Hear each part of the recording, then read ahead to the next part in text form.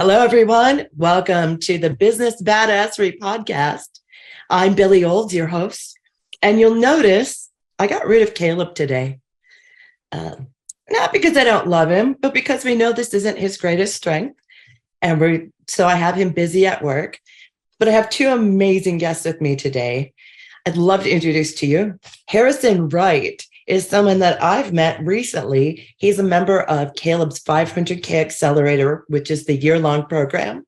So I've had the pleasure of coaching him a couple of times and realized he has so much to offer you guys that I cannot wait for you to meet him. Harrison, would you introduce yourself?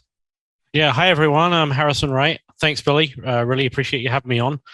I'm an entrepreneur now. I've been a recruiter or currently running a recruitment company or one of those two things for must be 15 years now.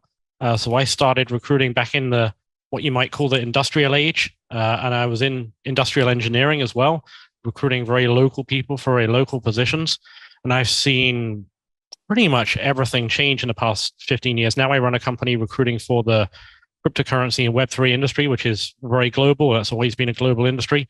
I think in 3 years of running this company, I've set up 3 face-to-face interviews, and those were all final interviews for C-level positions. So world's definitely changed a lot. You're not kidding. And a result of that changing world, everyone, is my fantastic relationship with this other gentleman on your screen, Muhammad. Muhammad is someone that my business partner and I hired to be the day-to-day operations manager of one of our businesses. That one's hibernating a little bit right now, but Muhammad still has his finger on the pulse there.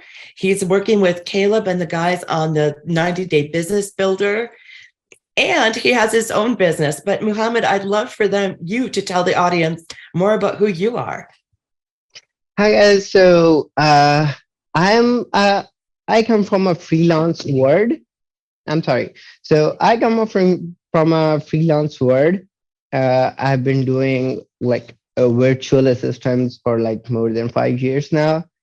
And then I wasn't that good at that time, but then I met Billie and the team and everyone, and then we started building businesses. And there comes in a company that, polished me and everyone who was there. And at that time, I didn't think of like starting a business or like improving myself, but with the passage of time, like it was the ultimate goal. So then I 2 or 3 months ago, I started a company. I started working on it, and it somehow relates with what Harrison does. He started like 3 years ago, and I started it 3 months ago. But it is coming out really well, and we are seeing potential. And after in a few days, we are gonna be bringing on our first 2 or 3 clients, and it is I'm hoping to update the freelance world. We hire people remotely on these specific platforms like Upwork or Fiverr, so giving them some value, and like this will definitely work out. So we are trying to do that in a very simplistic way, I can say. So that's what we are doing currently. And on to you, Billie. What I think is really cool about this is that Muhammad's a little bit modest, as always. He is a brilliant young guy who came to us with lots of ideas, and all we've done is just let him run with them. We haven't stood in his way. And as a result, he's learned to train other people in his local area, which I think is the greatest thing. So in addition to, we have the headhunter, who's a professional headhunter for big companies and is now working in the crypto world. And then we have Muhammad on the other end of the universe right now, who came to me as a freelancer, and he's somebody that I hired to work incredibly closely with a lot of responsibility in one of my own businesses. And now he's also doing recruiting and finding great candidates in the VA world. So I thought these would be a great pair of guys to bring together to talk about finding employees and hiring people around the world in this new global and digital economy. What does that feel like? How do you do it? And how do you make that work if it's something you've never done before. So, Harrison, let me ask you first, what does a headhunter typically do? How many ways could I answer that question? That's the short way, the long way, the I'll bore you to tears with a million process pieces way.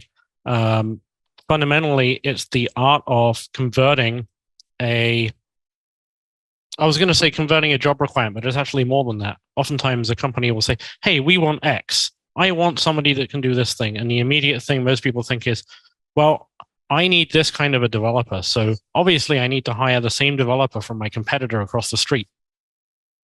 No, that's a lazy way of thinking about it. So our function is to translate a business need into an ideal profile, and then turn that ideal profile into an appealing offer, and then take that to people who are probably happy doing what they're doing right now, but convert them into candidates for our clients, and then manage the process of closing the deal. That's in a nutshell what we do. I think that I've always been fascinated by it. I've had headhunters reach out to me, but I've never utilized one. But how do you deal with bridging the physical distance and bringing people into the new digital culture if they haven't been working as freelancers or with a role where they get to be virtual? I gotta say I haven't done a lot of that, because just by the nature of what we do, people usually hire us to find somebody who's almost an exact match for the job, which means they've probably done it before. But I can say I've gone through that transition myself, and there have been occasions where I've brought people, so I've had a couple of occasions where I've hired someone into the crypto industry who's worked for a local company doing whatever it is they do. I think in that case it was paid advertising. And so the work ethic and environment is very, very different than some of the types of people they need to deal with. So I can speak a little bit to that, but I've also been through that transition myself. When I started my career, we worked in offices. You'd usually have, if you worked at a mid-sized recruiting company in England, you'd have 60, 70 people all sat there on the phone in one office. Now, I've worked from home for 7-8 years now. Now I live in Mexico. We have clients mostly in the US, but also all across the world. I've only met a couple of my clients or candidates in person. It's all been, even arranging an interview now is, okay, let's figure out the 3 different time zones that are involved here. Yeah. And building a team entirely remotely. Normally you have all that osmosis from hearing people on the phone day to day. Now we're collaborating from all over the world. So yeah, it's very different for sure. If I go back to your original question, I think there are some criteria that are required to be successful in this environment that is not normally the case in the old industrial model of work. So in the industrial model of work, you could have a lot of people who maybe they weren't particularly self-motivated and they needed to be around other people and need to have somebody telling them what to do. But if they had those things, they could do a good job. That doesn't work in a remote or global environment. So that's number one. Number two is, this is maybe a bit broader than the question you asked, but the nature of the jobs themselves have changed dramatically in the past 10 or 15 years. So if you take sales, for example, I used to meet a lot of people even 10 years ago who maybe they weren't particularly bright, but they were really hardworking and they were really driven and they were really personable and they would be very successful just on the basis of having the right work ethic and attitude. But I never meet people like that anymore. I don't know about in your field, but the work has gotten too complicated. So you need to be very intelligent, very adaptable, and have the personal skills and be able to be self-driving. So have you ever read The Sovereign Individual, either of you or anyone listening? Oh, tell us about it. It's kind of it's a bit of a Bible in crypto for people. It was written in 1997 and a fascinating book. They predicted many things, including the invention of Bitcoin and many other recent events, which I won't dive into too many rabbit holes. But the basis of their thesis was that the internet and what the internet and similar technologies do is they change what they call the logic of violence. So their thesis is the logic of violence is what shapes society. So in the industrial age, large-scale violence produced great returns. So it led to the creation of giant nation states and standing armies and things like that. Because if you look at, say, the 19th century, everything was much smaller scale. So you had a lot less big wars and things like that, but you also had more organized crime on a smaller scale. So their thesis is what the internet does is it reduces the logic of violence again. So there's less, say, for example, if wealth is now detached from location and people who earn high incomes are not tied to a place anymore, they can move wherever they want. What's the implication of that for the nation state? They're not going to be able to tax people anymore. So that unit is going to reduce, it's going to die. You're going to end up with maybe city states or very small distributed sovereignties spread around the world, and individuals are going to have a lot more power. So they predicted all of these things coming to pass, and one of the implications of that was a bifurcation in society. So, and you see it now. There's a hollowing out of the middle. Mm-hmm. Everything's going into either the low end or the high end. And so, what this remote world I think does is it opens up huge opportunities for people at the high end. But if you're not in that high end, you're going to have a rough time of it, unfortunately, because now let's use recruitment as an example. If you're a recruiter in 1960, you're probably recruiting in a local market. I don't know, let's say you live in St. Louis. You recruit accountants in St. Louis, or maybe just all people in St. Louis. You're competing with whoever else is a recruiter in St. Louis. So your scope is limited, but by the same token, so is your competition. Now, if you try to recruit accountants, well, you're competing with people all over the planet, and all the value rises to the top. So I think, as Caleb talks about quite often, it's if you're looking on an individual level, what does this mean for me? The more niche you are, given that there's no geographical constraints on competition anymore, the easier it's going to be to build something of value. Well put. And I think we're finding that to be true. Muhammad, you're a great exemplar of that new model because you're really bringing opportunity to your region.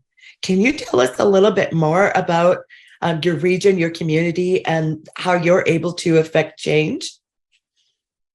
So I think COVID has played a big role in spreading the opportunities all over the world.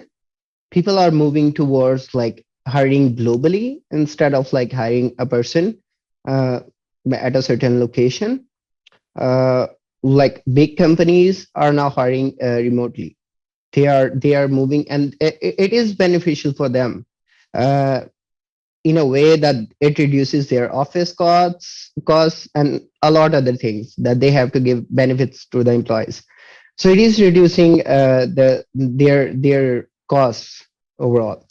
And then to the community, I agree with Harrison with the aspect that the top people are getting more and more opportunities, and the lower end is getting nothing.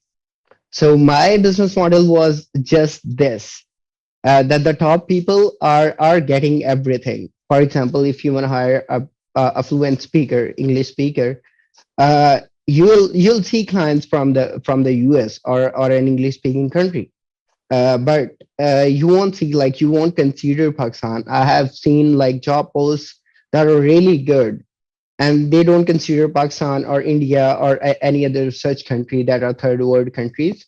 They are considered third world countries, but they don't consider them because they think like they don't speak English, like they are not that understanding.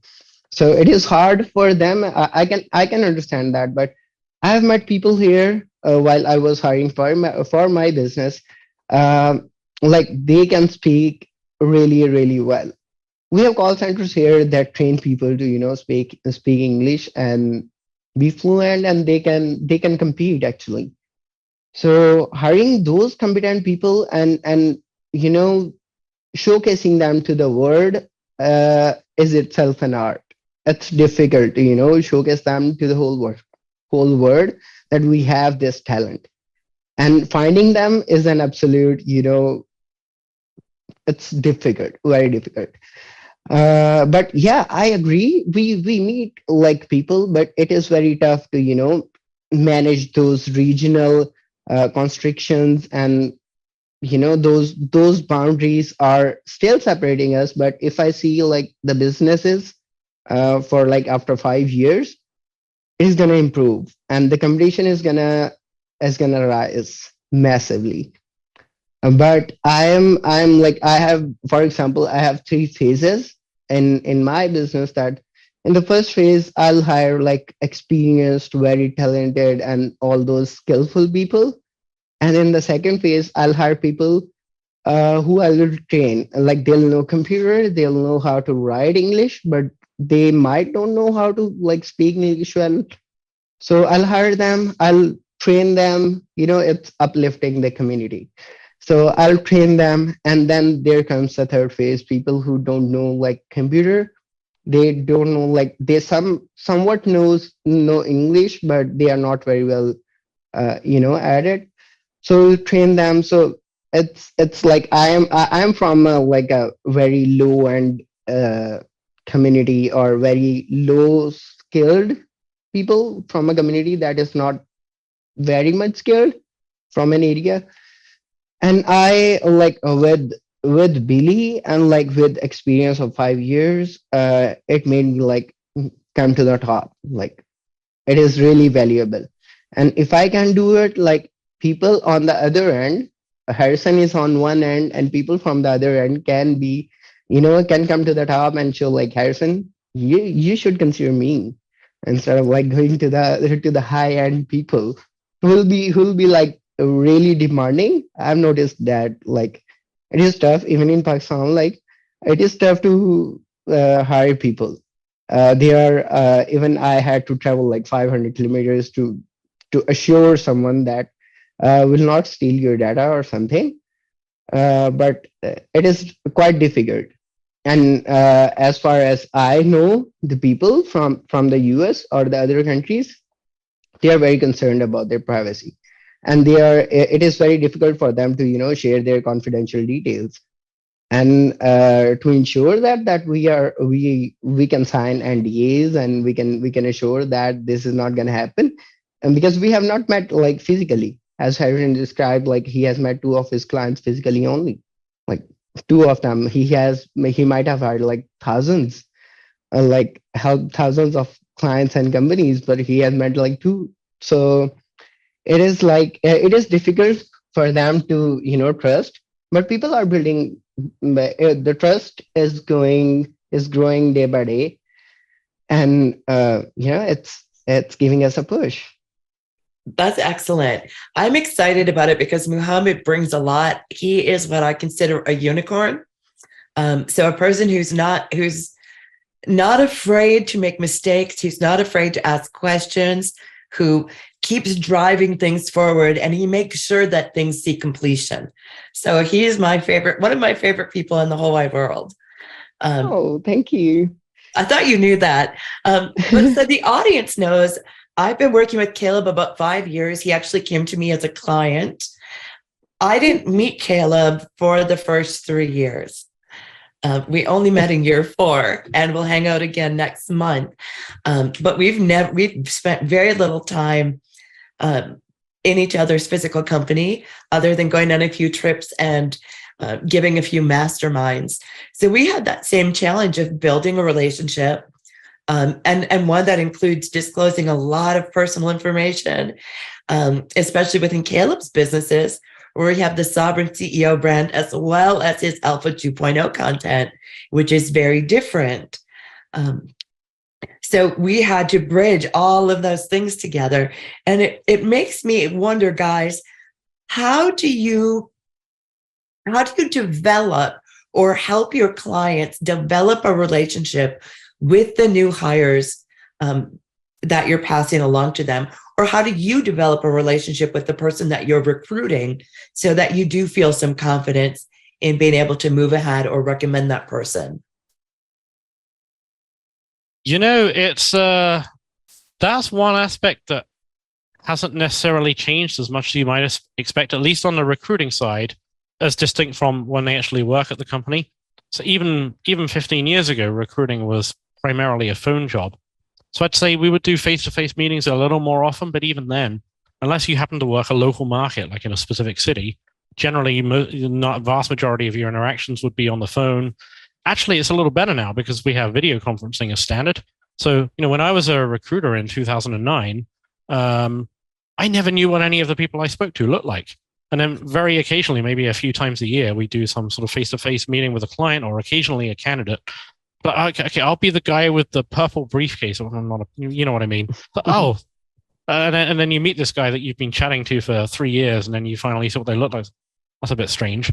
So I think actually it's easier now because it's not only Zoom. If you think it's Zoom, and even though Zoom's been around for years, video conferencing only really went mainstream in 2020.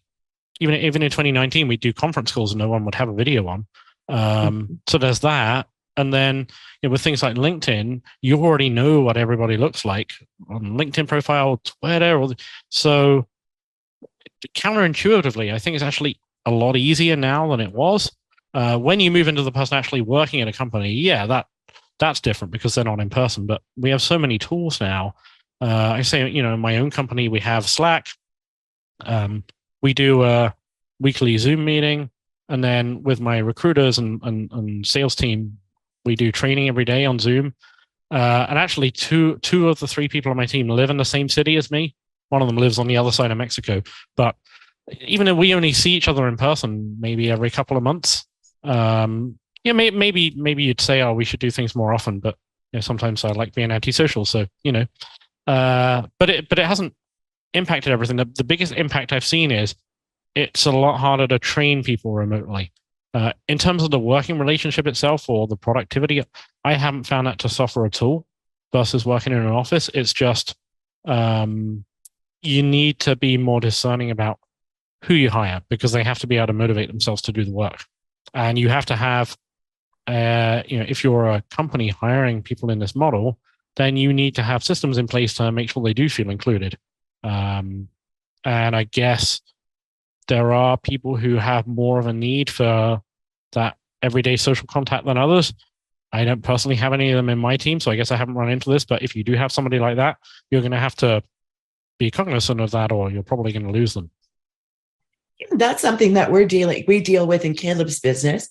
There are a lot of personalities in the business that are like me and Caleb, who are very introverted, don't require much, if any, social contact.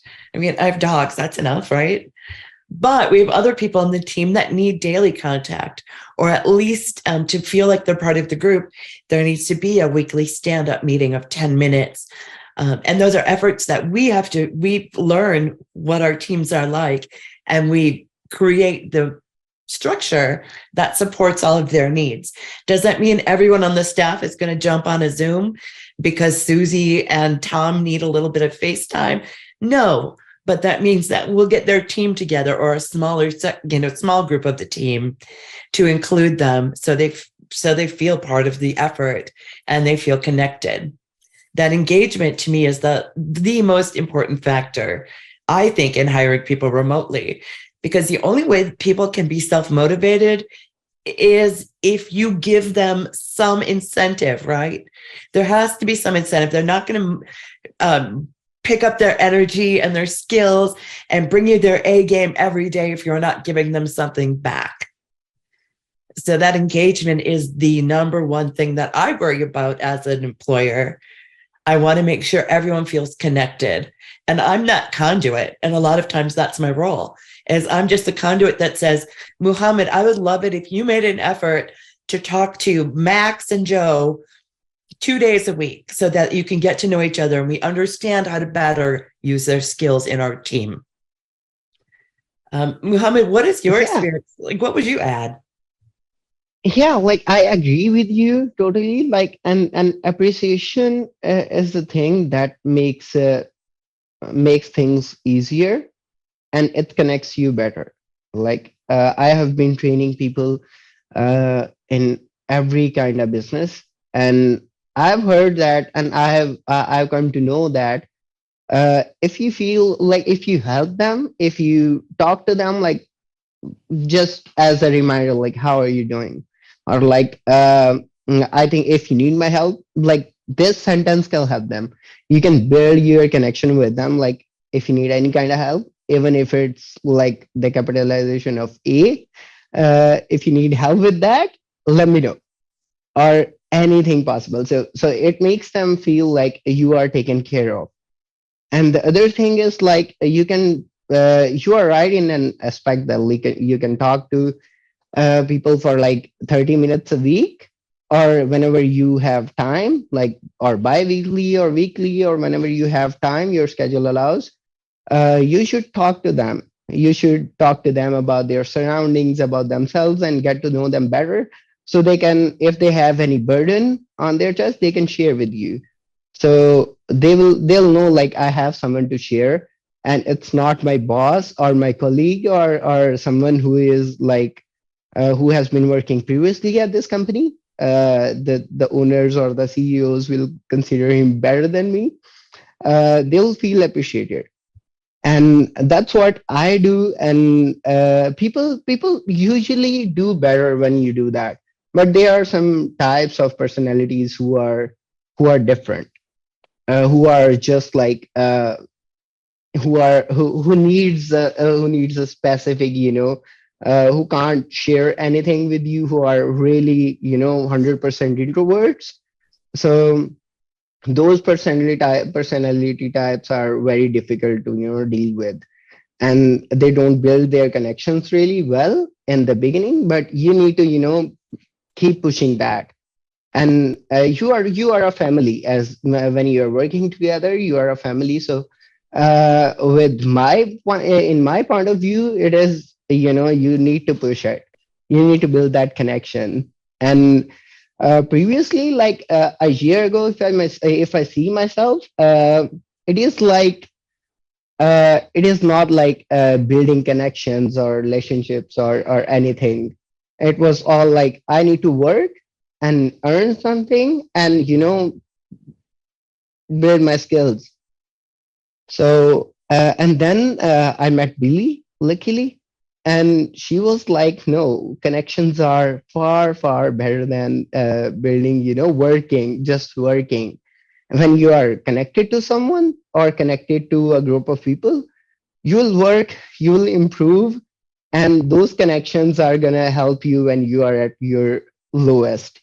You know, so I came to know that. And now for myself and every friend who needs my advice or help in any case, we are a bunch of friends who are working remotely with companies. So I advise them, like, it's not money or it's not your growth only. You need to build something. You need to build the connections, and then you will eventually grow yourself and the company and the people, and the trust will build up sooner than you expected. So it's just But that. here's something that I get a lot, and I'd love for both of you to answer this. How do you do that? Oh my God, I've never hired a VA before. Oh my God, I'm gonna hire my first person. And Billy says that she really likes working with these Pakistani team and this Lebanon team. Oh shit. What? That's scary. How do you respond to that, guys? I don't think you'll hear anyone who says anything different than, oh, I didn't want to hire this person, and then, oh, now I've hired people and I've experienced what it's like. Why didn't I do that 2 years ago? Literally every time. That's my experience as well. Which is kind of ironic considering what I do for a living. But when I started this company, I had no intention of hiring anybody at all. I was always planning to be a solo operation. And then about a year ago, it just got crazy busy. Crypto markets. Everyone was talking about crypto a year ago, not so much now. And I'm so busy. I'd be stupid if I didn't outsource or delegate something here. So I hired my first person, administrator, who then turned into a researcher. And I didn't really know what I was doing. I'd never hired anyone before for myself, despite hiring people for other people for a long time, but it's a very different thing. So, okay, what do I do now? Well, okay, what do I need help with? Okay, this. Okay, so I'll show how to do this, do that. Then put the Slack channel. A few months later, you mean I don't have to sit here for 2 days trawling the internet, drawing up lists of 150 people now? I can just say, can you do this? Why didn't I do this before? And then it's been that way with every person I've hired. So how did I do without this person before? I had to make my own sales calls? No way. But I think the thing about it is, this I think this applies to business owners as well as people who, in traditional companies hiring for themselves for the first time. See, something I see as a recruiter is people often screw up when they go from being an individual contributor to being a manager or a business owner. The usual, and I see this with, in crypto, there's a lot of 30 and younger founders who don't have much business experience who suddenly have millions of dollars in funding and they need to build a company. And what makes somebody really good as an individual contributor is the opposite often of what makes them really good as a leader. If you're a really good individual contributor, take salespeople. What makes someone a great sales? Well, they work really hard. They're intense. They're doing extra stuff. They're learning. They're applying. They're kind of selfish, self-absorbed a lot of the time. Yeah, they're pushy, which is, double-edged sword, great and sometimes not so great. Yeah, sales tend to be big personalities. They can be. And whether it's someone, companies do this, they say, hey, oh, Dave's our best sales guy, we should make him the sales manager. Or if it's not that scenario, if you're really good at what you do, you think, why am I working for this guy? Why don't I start my own company? So that way you end up in charge of building teams. But then if you apply that same mindset when you're leading people, it's not going to work, because no matter how hard you work, how much extra you take on your shoulders, you can't outwork what 5 people can do. You're just going to burn yourself out and annoy everybody else because you're not delegating. So your success goes from how do I do all these things to how do I help these other people to be great at doing all these things and align the incentives and environments so they can do it. You actually, sometimes these days, now I have a team doing all of the things I used to do. What am I doing? I should feel busier than this. No, this is actually right. I shouldn't be doing that. I should be helping these guys to do that thing better so I can do this thing, which then later I'll hire somebody else to do once I understand it well enough. It's a different mindset. It truly is. And I think, Muhammad, you've shifted into that mindset in the last year. Yeah. Like, I wasn't handling that many positions at first, but I am a learner and I don't deny to anything. So it makes a huge, it's a huge factor in learning and growing, and denying to something is not my niche.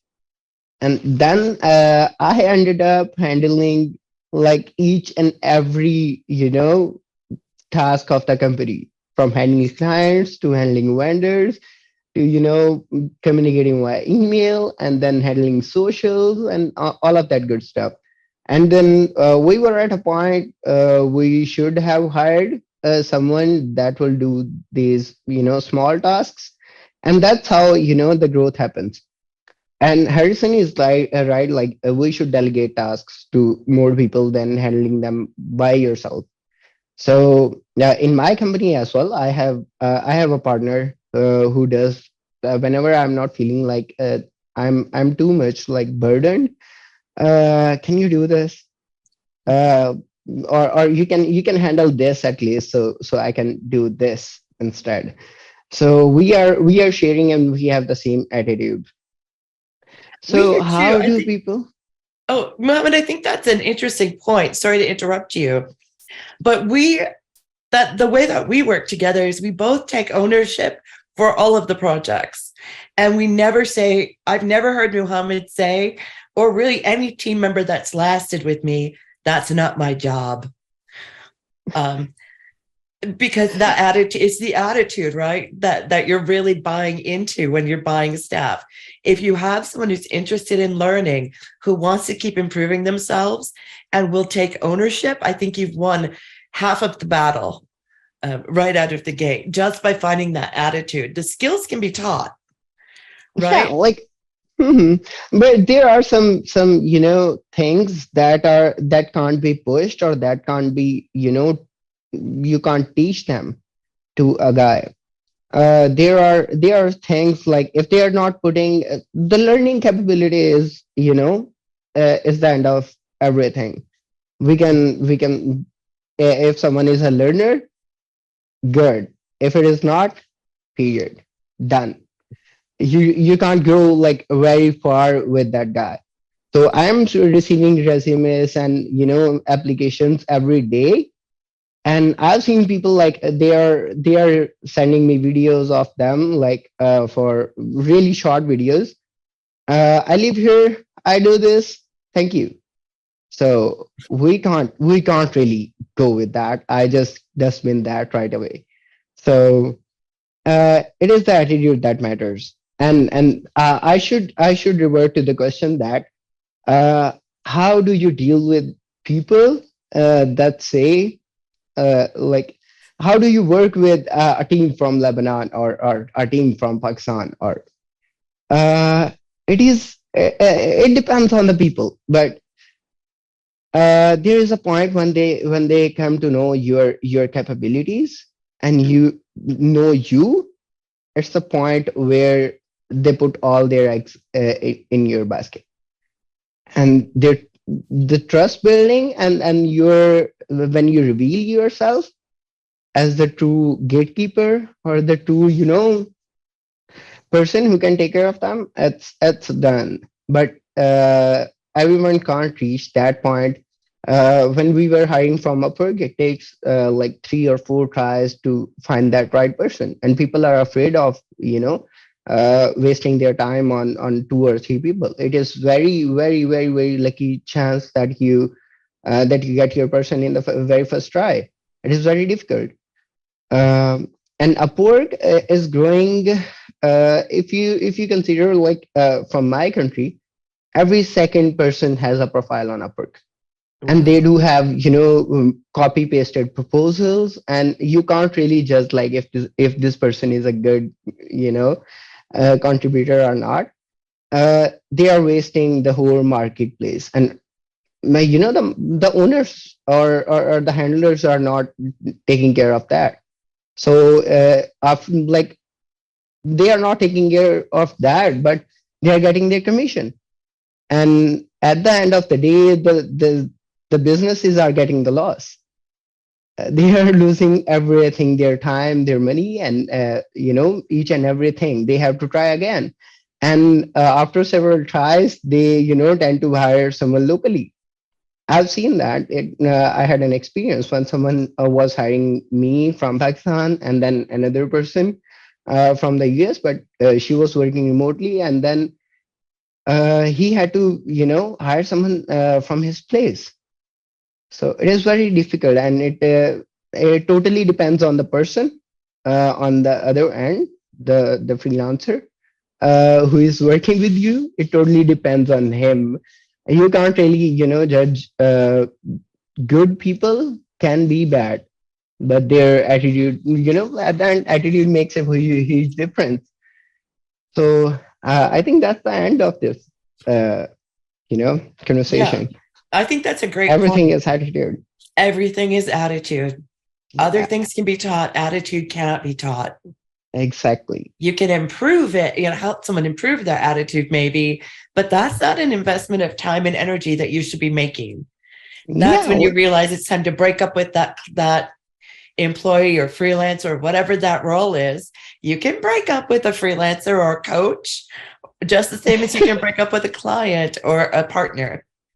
Because yeah. really, this is, It go ahead. takes huge efforts. There are some points. I've said like there is a point. You keep testing him like it's your it's testing you like, oh, I am pushing him harder, harder, harder, and he's not delivering anything. That's what happened with 2 of your people from the Caleb's business builder. So one is Hansa and the other one is Stefan. So they are both experiencing like they have been paying for like 4 straight months, and they haven't shown a single performance report or single client in turn. So it happens, but there is a point like you should not test a person for like 4 months. It's too much time. So, like a month or two is enough to see like if they will work for us, or if we can bring them to the right path, if they can if they can align themselves with our goals, and they can make their attitude right. It's quite difficult. It You is. know, And And oh, go ahead, please, Harrison. there's a concept here that I think is useful. Like, if we look at recruiting from the perspective of being a headhunter, when we put a search plan together, what we're looking at is, the job is, you can look at it at multiple levels. On the one hand, the job is the job description and what the company wants. But if we want to convince someone to consider leaving a job where they weren't thinking of moving and they're happy and come and work with this other place instead, then what we really need to be looking at it as is the job is a vehicle for them to accomplish their goals, or can it be? So when we get a prospective candidate on one of these initial calls, we don't sit there pitching them the job or telling, hey, you have this great blah, blah, blah, blah. No one wants to hear that stuff. It's tell me about your career. Tell me about what's great. What do you really love about what you're doing right now? And what's maybe not so good? And then we dig into that. Is there pain there? Is there hidden pain? But what really drives this person? What's their vision for their life? And then we've got to look at, okay, so now we understand that. Does this job, or can this job represent a solution to their problem? And if the answer might be no, they might be say it's I don't know, just salesperson, for example. They might be the best salesperson in their industry on the planet. But if they don't have something they're dissatisfied with that can be solved by this new company, there's no point trying to recruit them because it's not a match, even if they're really good. So you'd end up trying to bribe them with money, or, hey, we'll pay you this much more to come and do this job for us. But you're working uphill when you're trying to do that. It's like when you can take that on the job as well. So with my team, as I'm sure it is in your business, everything comes down to metrics and ratios. So I know what inputs and ratios we need to achieve my goals.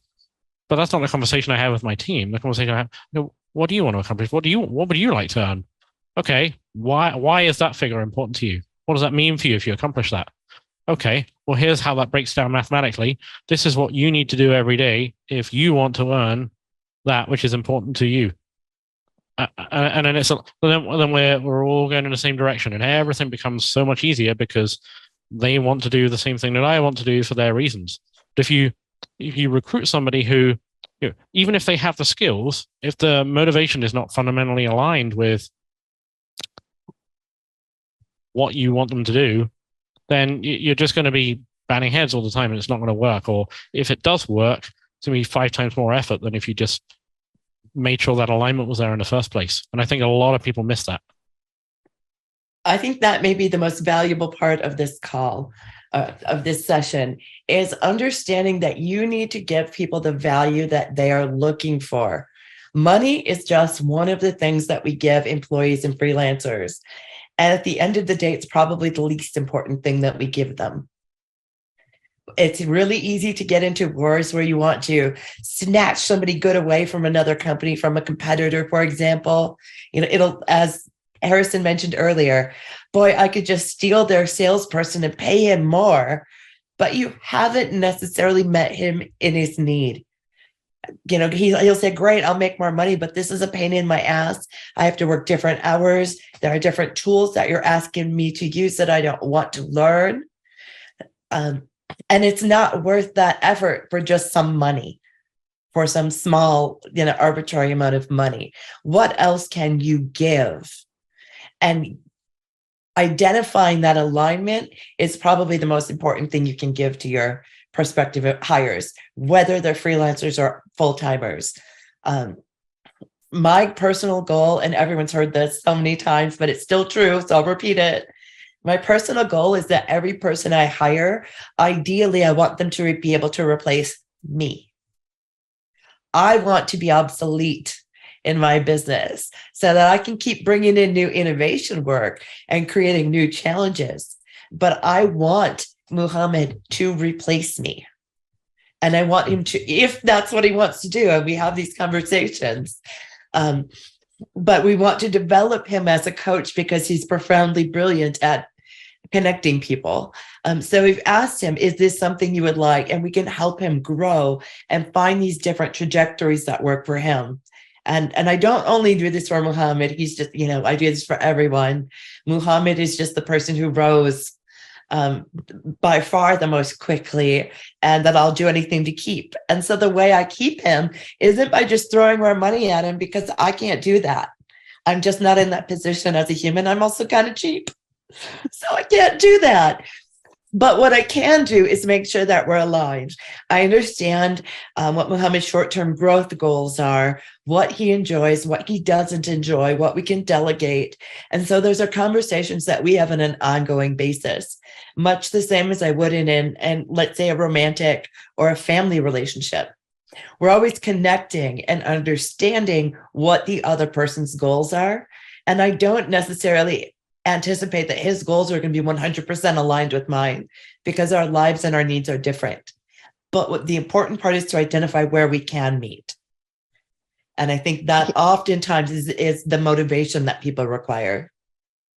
Yeah, like when you changed my perspective of like the professional life. I was a money guy like 2 years ago.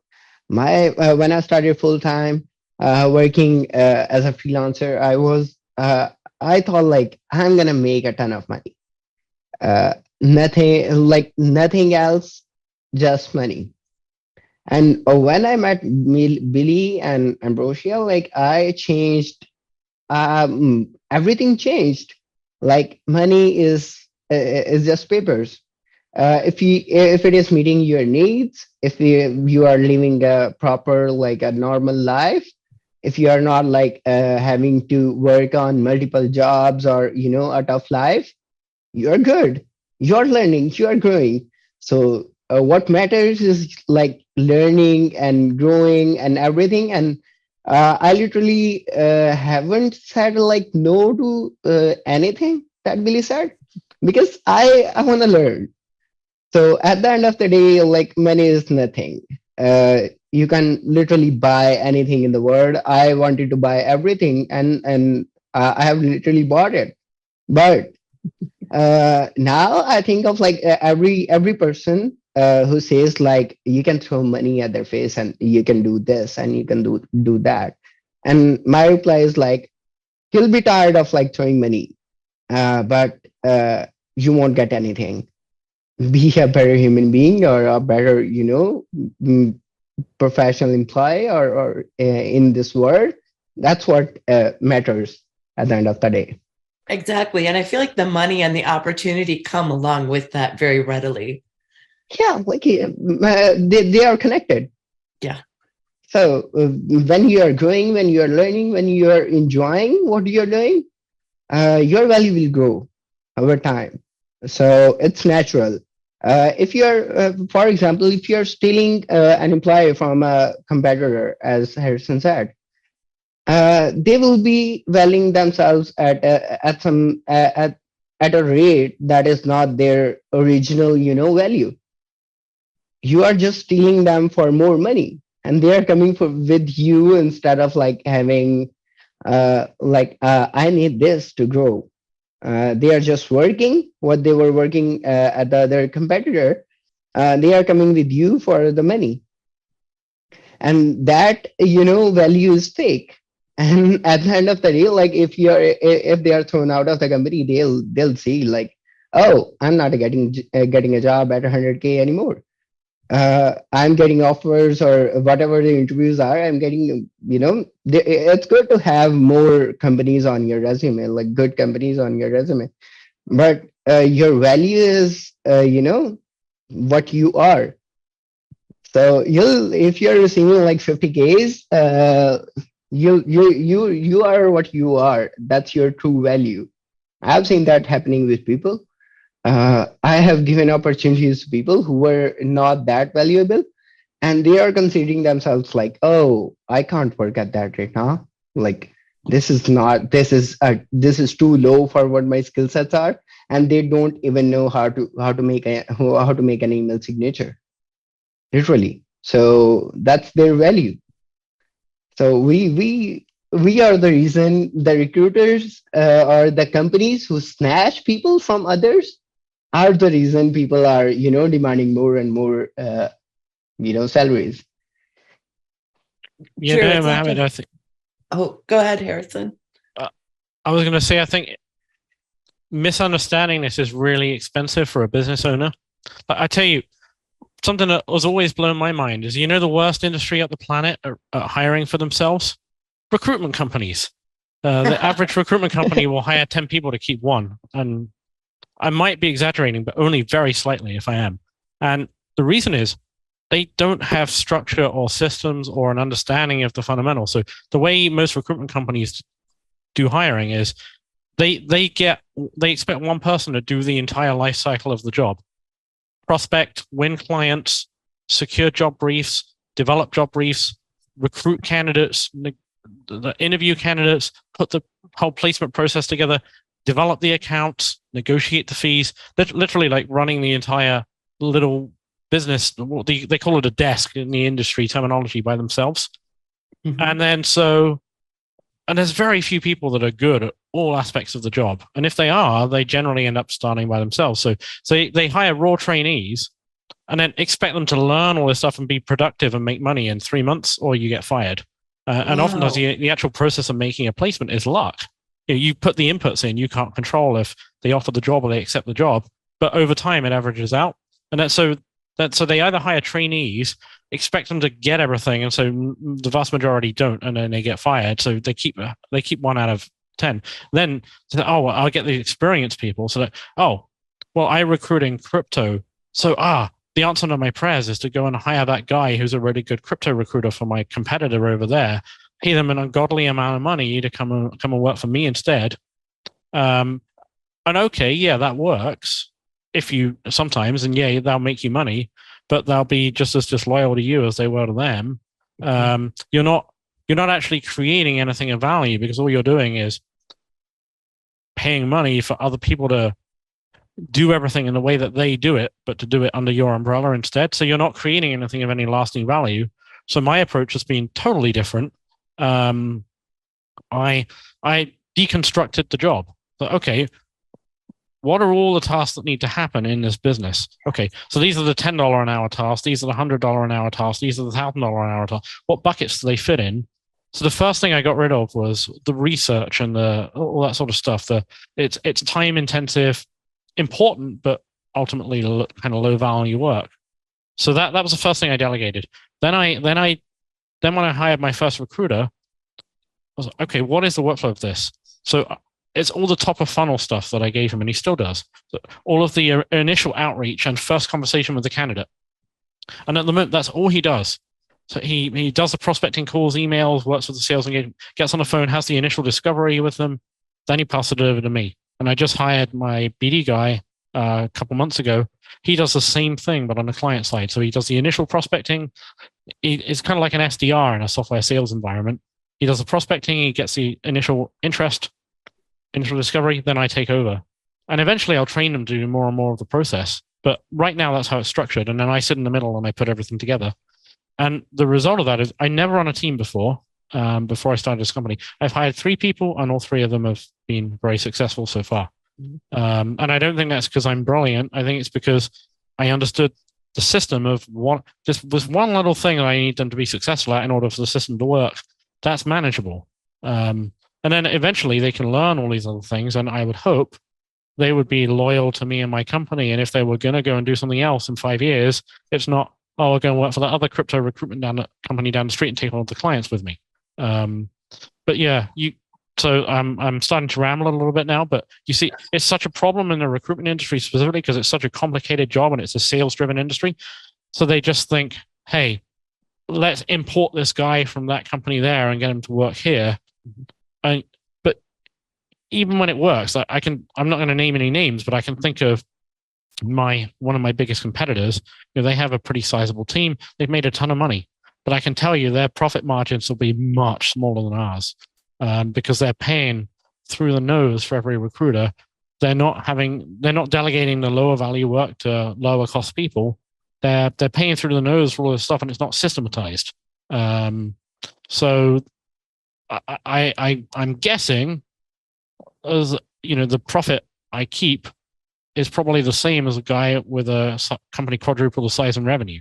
And I have my system is not going to blow out on me at any moment because people might go to the other crypto recruitment company down the road, and I don't have a replicable system for someone to take over. That's the secret sauce, isn't it? Systems. And Muhammad and I live by systems and creating SOPs, documenting as much as you can. So it's replicable. I don't ever want to train someone how to handle my email, for example. So we delegate that. Muhammad learns and he teaches the person that we hire. And when I was younger, I was in Muhammad's chair, and that's exactly what I did. I would be hired by these C-level executives, and they didn't often have systems. And they'd say, "Okay, smart girl, you figure it out, and then train someone else if that's what you want to do." And that's exactly what I did for 20 years. So Muhammad's on the same trajectory as me, and we're both, on the same page as Harrison, saying, just document things. If you can make something as easy as an SOP for a singular task, that's one task you are never going to have to sit down face to face and train someone to do. Or it's very unlikely to be something you need to sit down and teach them. There may be questions, but that's much more tenable than spending an hour of your time every day to teach a task. Yeah, it's very important. It's very important to have the SOPs. Like many companies or businesses don't have anything documented. We have seen that, and we have been building SOPs for our company until the last minute when we hibernated it. So most of the companies don't do it, and I totally agree with Harrison that we should delegate tasks depending on what value it is, what should be the cost of this. And when we were negotiating on the offer, really, I remember I was offered a bit higher rate, and then I said no, this is loss to your business. So if you hire someone for this rate and pay me this, you'll get 2 brains and 60 or 80 hours. Do this instead of giving me that much and burdening me, or not actually burdening, or having it do all by myself. Get 2 brains in that. And that's how you do this. And there is when I'm hiring people right now, it is very difficult to manage people. And people for example, a company that I am providing a VA to, he needs a developer come VA. So it's very difficult combining all those skills. And another person needs a marketer plus a VA, and then an admin, and then he should also do some other tasks. So it is very difficult. And then with the designing team, I have a designer, and I'm delegating that task to even I understood that assignment from Harrison without him telling that. I kept him for just designing, and then I'll have another person who will manage the social media overall. He can do for multiple people, and the designer can only design for multiple people. Mm-hmm. So it depends what you are giving to what people. Yeah. And for at what wage. It's difficult. It's difficult at the first time, but it's important to keep the machines running. That's great. And on that note, guys, I think we're going to end the podcast for today, because we could go on forever, especially with both of you. You have such interesting takes. You come from different parts of the world and such different experiences. So for me, this has been really great fun. And I'd love to invite you back to the podcast so we can talk more about creating systems and why that's important and how you do it. Would you guys be up for that? I'd be up for that, yeah. Awesome. I'd be so delighted to have you back. So we'll get that on the calendar. But well, thank you for today, for all of your insight, for sharing some of this wisdom, because realistically, bringing staff on isn't that hard. You just need to think about it a little differently than perhaps you have been. And on that note, thanks for joining us. We'll see you next week on the podcast. Don't forget to subscribe.